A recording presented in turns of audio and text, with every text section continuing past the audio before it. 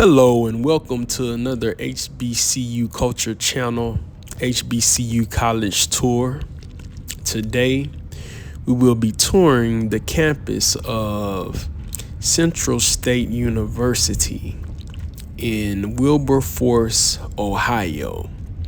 As you know, last school that we toured was Wilberforce University. Both of these universities are in the same area. They're actually right across the street from each other. And to my knowledge, as I've seen so far, I haven't really seen it where two HBCU college campuses are right across the street from each other. Now, in Houston, Texas, where I'm originally from, you do have college campuses across from the street from each other with U of H, which is a PWI, and Texas Southern University, which is an HBCU. And I'm going to do that one eventually. But back to Central State University. They are the Central State Marauders. A marauder is a raider from when I looked it up. Looks like a pirate to me from the way their mascot looks. They were established in 1887. They are actually the first HBCU to have an ROTC program. So that was very interesting. They have that on their sign at the front of their university. Central State University is actually east of the major city of Dayton, Ohio. And they are a member of the Thurgood Marshall College Fund. Notable majors that this university is known for is business and criminal justice and education, as well as their top degree program, for when I looked it up online, is psychology. That's their top degree program.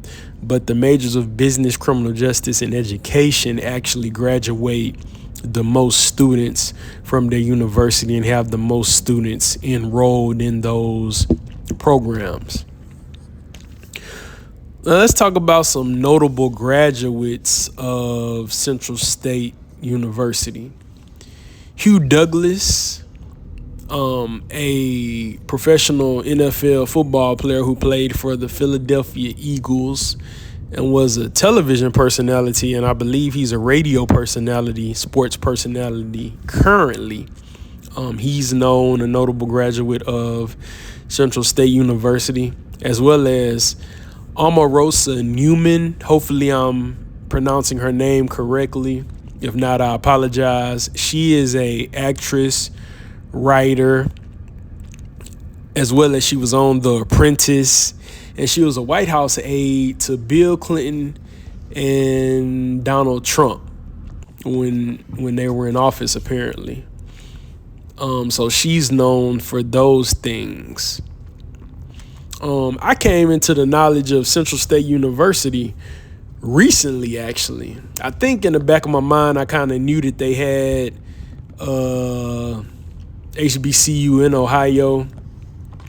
Well, actually, I do like thrifting a lot, and I saw one of their jackets and I looked it up and saw that they were in HBCU. But I came into contact with them in person because I had picked up some security work for some extra money or whatever about a year or two ago, maybe a year ago. And I was working security on the campus of Clark Atlanta for their homecoming. And Clark Atlanta actually played Central State University for their homecoming that particular year. I think it was a year or two ago, if I'm not mistaken, maybe a year ago.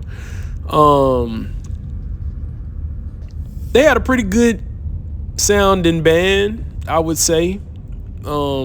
Decent size, bigger than Clark Atlanta's band, maybe about 100-piece band, maybe a little less, which is a decent size for bands outside of the SWAC.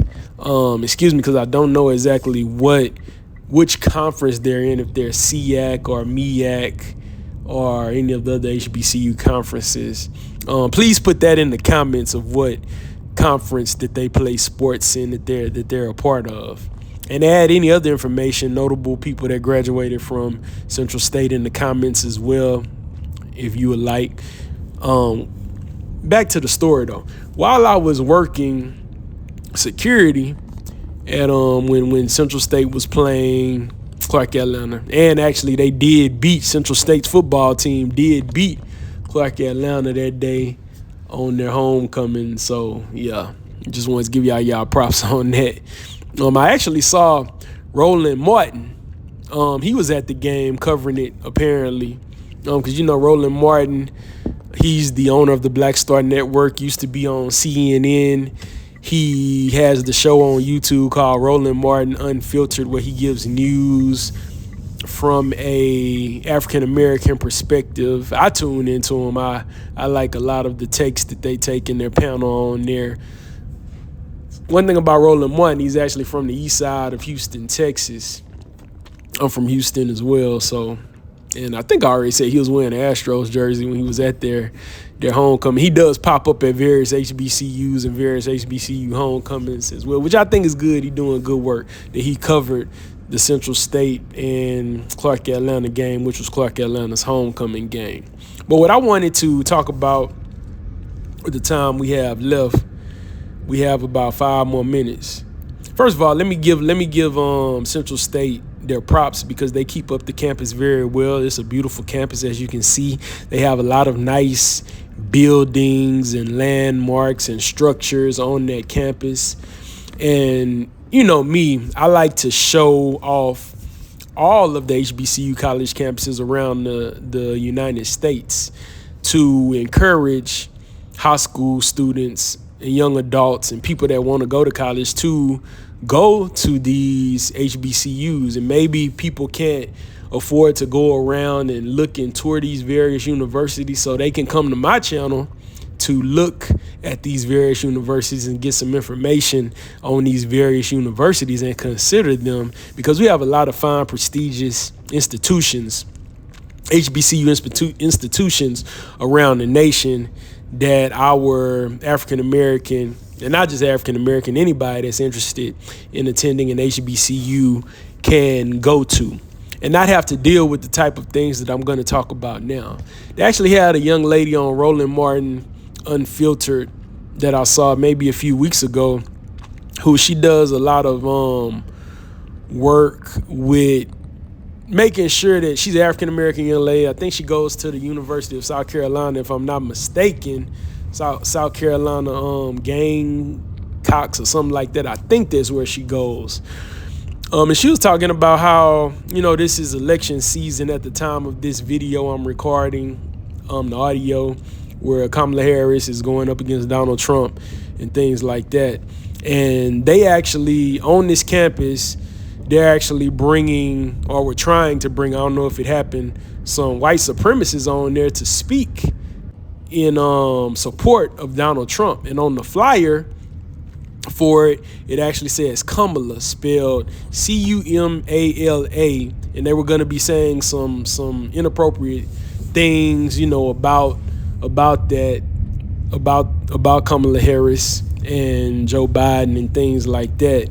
I'm not on here telling anybody who to vote for or anything like that. But what I will say, and in the comments on that video, when the young lady was talking about what was going on up there and stuff like that, I put, go to South Carolina State. You don't have to go to the University of South Carolina. You don't have to go to these PWIs, because if you go to a HBCU, you wouldn't have to deal with that type of stuff that's going on. Personally, I went to a white high school, and I saw some of the things that was going on, some of the racist comments and slurs and things like that, people calling themselves rednecks and acting like it. And I didn't want to deal. It didn't take me too long to know I didn't want to deal with that type of foolishness, and it was going to be an HBCU for me no matter what. You know what I'm saying? So I'm an advocate for HBCUs. I get going to these institutions because you may think they're nicer. And really, at this point, they're not, because we have a lot of things at our HBCU institutions, as you can see from some of the ones I've highlighted, that they have at these and stuff like that. And the professors at HBCU institutions, the class sizes are smaller, so they actually care about the students. They have open door policy. A lot of them will, talk to you and give you tutoring and things like that when you're struggling with various things. But I would say go to an HBCU as opposed to a PWI, especially if you're an African American, so you don't have to deal with a lot of the racist foolishness that young lady has to go through, and a lot of our African American youth and young adults that go to these PWI institutions have to go to. I mean, we're basically going into their house and their institutions, trying to, protest and all this kind of stuff and complain about them doing things in their house and talking about their point of views, when all we got to do, we got our own institutions too that we can go to, and we wouldn't even have to deal with that foolishness. I never had to deal with any racism at Prairie View A&M University, which is where I went. And I'm sure they don't have to deal with it at Central State either, because they're a HBCU, a predominantly black institution. So we're coming to the end of another video. Please like, comment, subscribe, hit the notification bell for more coverage on HBCU universities as well as HBCU events, fifth quarters. I might even do some reaction videos to some fifth quarters this band season.